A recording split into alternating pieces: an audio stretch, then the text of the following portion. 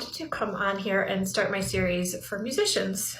So today I'm going to talk about practice habits, which is really, really important. But for those of you that don't know me, my name is Heather. I am a certified hand therapist and an occupational therapist.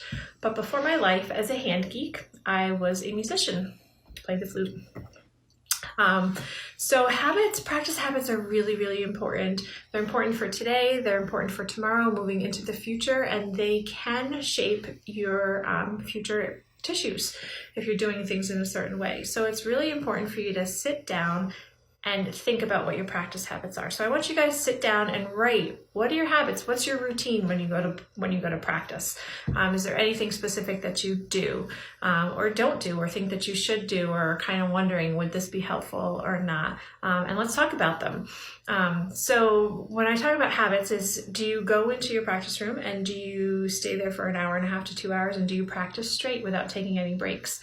Are you drinking water? Are you drinking caffeine or caffeinated beverages? Are you standing when you're playing? Are you sitting when you're playing? Are you going into certain postures while you're playing for the entire time? Or do you move in and out of postures while you're actually practicing?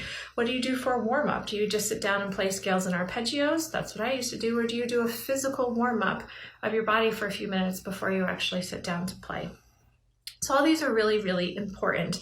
And it's important to take note of what you're doing. So be really honest. I want to know the good, the bad, the ugly, and share your ideas, share your thoughts, share your concerns. If you've got a great practice habit that works really well for you, share it out so other people can benefit from that. And then we can sort of start a conversation about what habits that you might be doing that might be contributing factors to your overall health and your health going into the future. The key is to prevent injuries, and that starts with really good practice habits. All right, so good practice habits now will help you have a lifelong career of doing what you love to do. So jot your comments in the thread and let me know what your practice habits are, and I'll drop mine in too. I'll tell you what my bad habits were. All right, take care.